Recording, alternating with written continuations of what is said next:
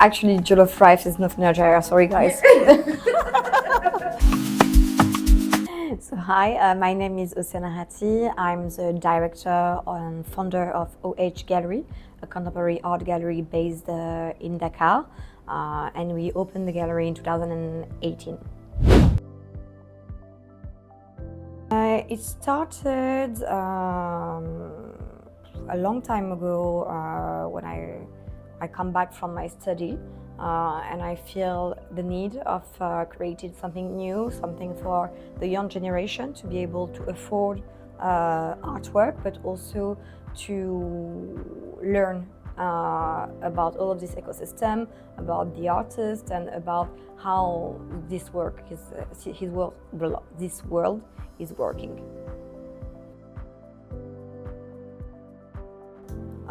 So I created a space who was not the same place that today we have. I started the gallery in my apartment. So I was alone, I was sleeping and living at the same place as a gallery, and it was only by appointment. But I think this first gallery is really the one that makes us who we are today and build our networking through this confidential also relation, but also private relation we build with the collector and the time we take. So it was really step by step, and then 3 years after opening the gallery, we were able to afford a proper space for it.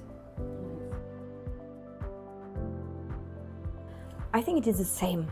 I didn't create the gallery to win money or to do a job. It was really something because I feel I have a mission as a Senegalese woman, as a young woman, and it brings something on the table for me, but also for the others. And I think it was the most important key about all of this project. It's how you build something positive for the ecosystem and for the next generation. So those mission really to make the art affordable, the knowledge affordable, and with new tools, working with a curator, historian, museum, and collector, really makes a sense of everything, and of course the variety of audience and public. For me, at the beginning, it was to learn the job. I never did it properly before. I was in another art gallery, but it was more about mask and statues, so not the same game as managing contemporary artists. So what was really tough, it was to learn the job and to do it properly. So you do a lot of mistakes. But you have to learn about this because the world is going fast and you do not have the time to stay where you are. You need to go forward about this. I feel more I learn, more I was a perfectionist about the work, and this kind of detail and perfection makes a difference, but also can be the one that really stops you going forward because you are too much on the detail.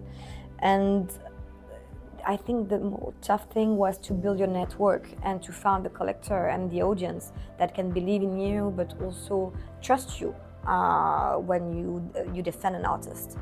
Because it's definitely not easy when you have someone who is unknown or to work with an artist that can be on top, but the next day can be really down, but you are still here and you're still fighting with the artist. So make your collector, who are also your partner in a way, understand why you are here and how far you are able to go. So we found it only by ourselves. When I started, I was in my previous job and I didn't take holidays during 3 years. So the money I didn't use to go to a holiday and who wasn't paid to me, I used it to invest in the gallery. And then I have someone from my family who bring me a bit of money just to be able to make the paperwork of the beginning of the company, but also the apartment because it was a rent, so you need to change and everything.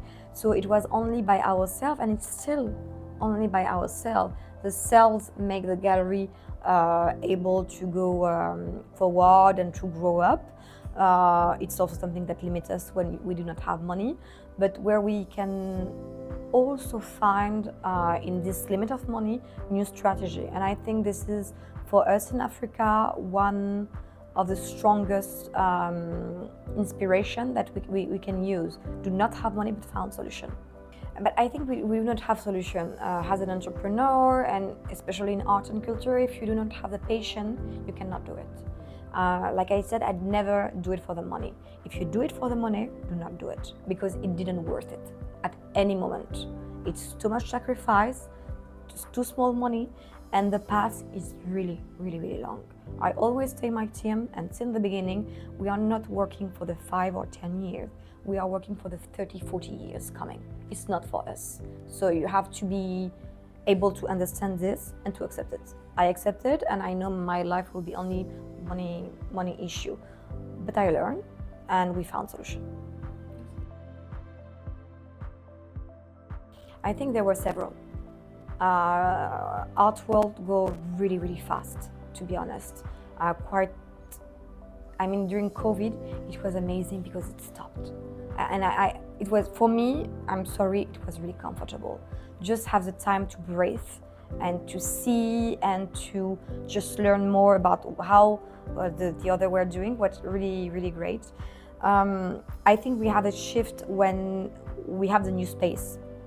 So in 2021, when the gallery have this own space and we were able to do more curatorial project, to have bigger installation, to completely change also the gallery regarding the vision of the artist. This was the first shift. Bringing artists who wasn't from Africa also was really important. When I bring an artist from South Korea, and then a couple of artists from Germany, Italy, and France, Netherlands, it was really something that shifted the vision that people used to have about the gallery. We didn't went from,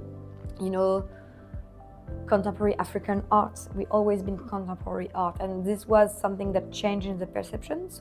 And it was linked to the first fair we did, was Artissima in Torino, was one of the first fair in the world. I think you have some artists who are shift also. I saw it with Theodore Diouf, a modern artist that it took me 10 years to found. It shifted the direction of the gallery because he became a key to understand the practice I had as a curator, but also the mission we have, saving the archive, but also doing this job more ethic, because this is the main issue about this job. It's the ethic about the artist can be blurry depending of your geography. And I feel also Art Basel in 2024, it was the second one we did, but with Viediba, another modern artist, bring something really new on the table. And actually, I think one of my biggest shifts is right now, because the world is completely fucked up, the economy is completely fucked up, the gallery having trouble, like every gallery today in the world, not because we are not doing the job, but because the market and the taste of the market are not the one that we bring on the table. Not because we are not trendy, but we are doing so deep. And all my partner, advisor, mentor always told me that we are in the future. We are too fast for the present, and so people do not understand what we are doing. And I get it, it's okay. But it's a shift for us to, in this economic crisis, to understand that we need to be more in this present economy. So what we do for change, this is a work in progress we are doing. Okay, the answer will not suit everyone. I'm not making the financial aspect my main preoccupation, or it's not coming on the table at any moment. So that's why we are most of the time in trouble. But I feel we need to be extreme in some creative and curatorial decision or about the aesthetic to make something change. So I'm not doing less, or if I'm doing less in terms of money, you will not feel it inside the exhibition. So for this, I'm not a good financial. That's why I have someone in the team that tell me when I'm in the red. But even if I'm in the red and they tell me, yes, you are in the red, you cannot go through this, I said, no, we go in any way, because I feel this is the way we should do it. And I think as an entrepreneur, there is something stronger than numbers. It's our instinct, and when your instincts tell you this, you have to go by every way you can.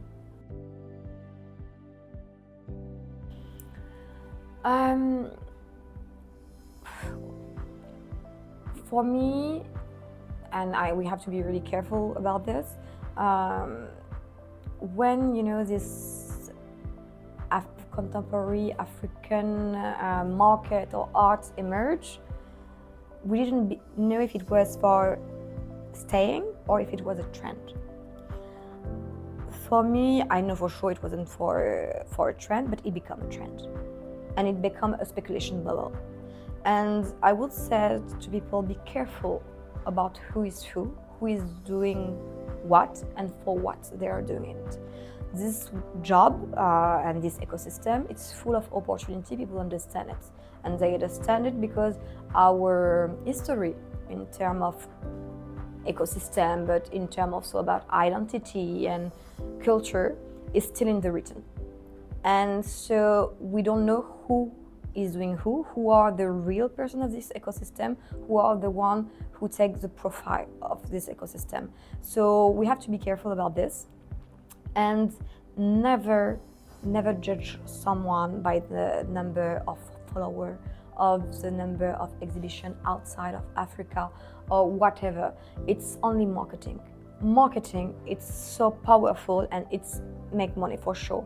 But if, for example, people come and see what the gallery is doing, they will never tell you that we are doing it the right way or doing money or anything. So just be careful about this marketing issue and trend issue, and also questioning for who we are doing, who is the final destination of this. We build an image of what is contemporary African art, and we believe it was decolonized and everything, but we're just neo-colonial. We know who are the buyer, and the buyer of all of this market is not Africa. So we have to understand who is who are the artists that African people support truly, and the support is not always financial. For me, for example, my artists in all the gallery, many are not known from the big audience and the international, but you go on the street, people will tell you who they are. And each country where I have an artist, people know who are those artists. And this is the most, for me, great, we said in French, baromètre, to give you this idea. Okay, we need more structure. We need a strong ecosystem, but not an ecosystem around only itself. We need to link it through the other domain, like bank, with the government. We need it with the tech. Everything is about art and culture. We need this ecosystem to go beyond his border, and we need the other ecosystem to work with us. And this is through the bank system, to the fiscality. We need proper VAT, lower regarding the statue of the artist and the work we are doing, a special statue, I don't know. We need facility with the bank. We need people who understand our job. What is it to ship a work? We need human resource, and human resource who are not only, we face these difficulties so much. We have creative people who have everything in their mind, but nothing in the application, who cannot, do it in reality. And the one that know for doing in reality do not know about the art ecosystem. So you have still a gap about knowledge and how all of this work together. About the fundraising, also the big issue is people want a fast refund. It's not working like this. We are working with human, we are working with something super subjective, and we are working with the speculation of the market and the time of the institution. The time of the institution is long regarding to our life. It's short regarding the art history. So you cannot come back on investment like this. And I think that's why they had this big bubble of speculation where some artists going really fast, really high, and then go down, because it's why the speculation. And when the museum and the institution make the job and tell you, okay, it was a speculation of the market by a few who just want to win fast money. So also this really, I think, make affordable all this knowledge about this. It's go through the education. It's the main part, and make African people know about their African heritage. It's a lot. And having, some public figure that support. For us in Senegal, it was Senghor, and still everything is about Senghor today. So we need to rethink this model and have new figure that will support and invest on the cultural and art economy, because this economy is a key to the development, and it brings tourism, it brings, of course, special economy, investment, taxes, how we say, shipment. I mean, everything is together. That's a complicated question because my heart is really pissed if I'm not saying their name. I really love all the show of the gallery. I will say maybe the one that will talk to my soul, maybe. Recently, it wasn't for me an exhibition, it was more a project. It was a project and an artwork about Abdoulaye Konaté. That I saw it since I'm a teen. And I grew up with this idea about the artwork of Abdoulaye Konaté, and that's this, and not what the market is currently showing. And I never wanted to work, represent, collaborate with Abdoulaye, but he was coming time to time in the gallery to take news and to see what we were showing about his other friend like Souli Cissé or Viediba. And I think we were laughing and talking about his news, and I told him about the Chasseur Demandé. It's a big tapestry who wins the prize of the Biennale of Dakar in '96, and that really was about the aesthetic about this time, so really, really important work. And I was telling him that if he got one left piece of some element of this, I may have first a collector for it, but I will be personally really interested to make my research about this. And he told me that one piece was unfinished. And so we recreate and this piece tailor-made for the show, and the piece was really insane, about more than 6 meters or 7 meters long, 3 meters high. And it was really a piece it's really hurt me when I have to sell it, because it was really a really important piece for Africa, not only for me as a gallery, but it was really a piece. And to see people entering in this tiny room, when they saw the piece, they knew it. And those reactions tell, I think, everything about why we are doing the job. Of course, Dakar is in every of my decision.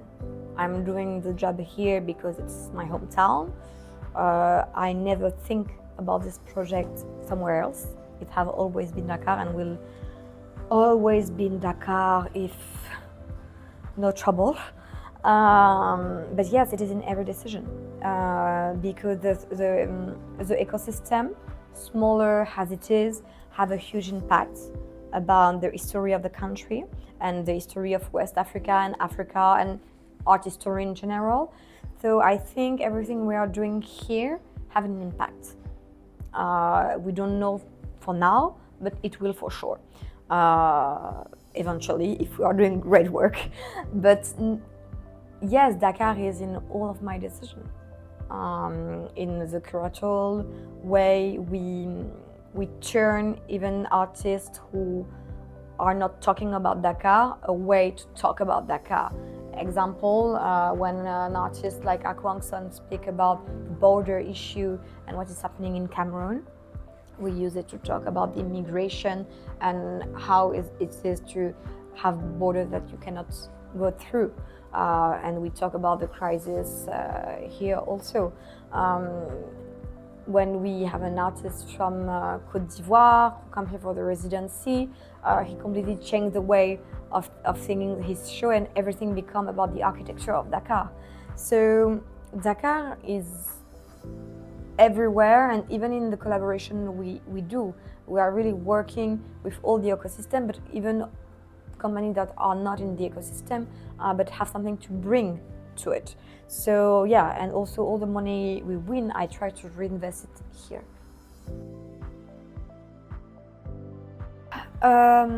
We have a big project. No, it's not a big project, but maybe it's mutation or change or maybe a next step. Keeping the gallery, it's actually the most important thing, but we understand that the job we are doing is not the job that currently gallery are doing. And we have to be honest with this. It's incompatible with the financial aspect of selling all the time, because our job right now is to keep more than selling. So we created a structure who will support the gallery, but also who will help us to do more as an institution work for the artists, but also for the archive and the ecosystem, and to connect everyone. So I think my big mission right now is to have these two structures working together and be recognized also.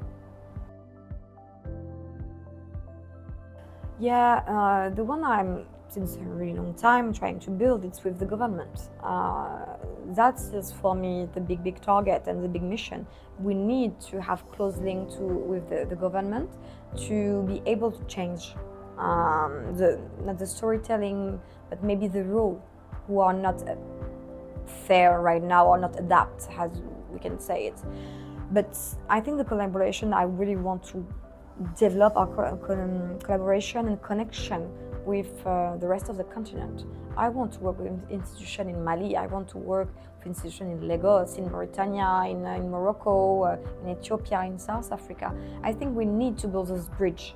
And those are the collaboration I think that I'm more sensible to. Not that I'm not wanting to work with Europe or US or Asia. I would love to, but I think changing the things start by ourselves and by the continent.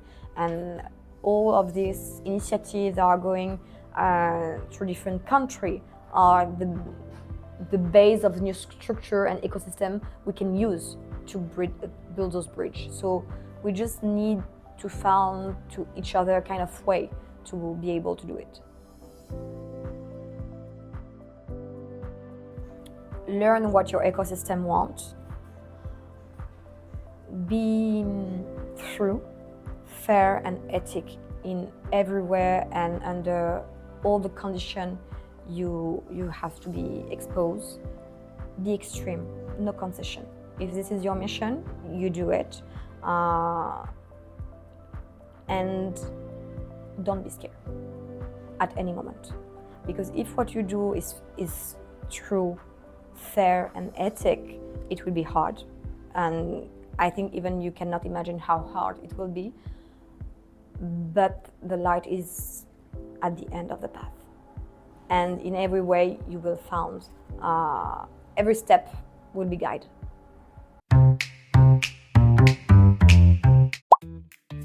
Paintings. Kaderatia.